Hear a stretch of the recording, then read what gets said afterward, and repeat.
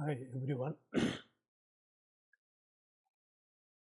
This is a short presentation about adnexal torsion.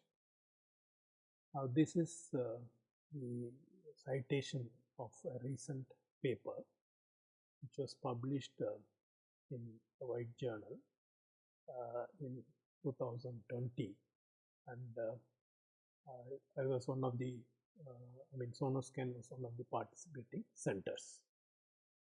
Now in this study there were 8 centers involved, and the study period was 10 years, and which had 315 patients with adnexal torsion, of which our number was 106 patients, which amounted to about 11 cases in a year.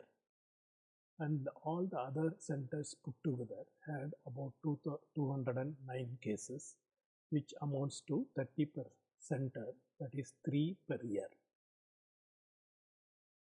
And you see the contrast between our center and the other centers. Why the incidence of ovarian torsion is 4 times more in our center.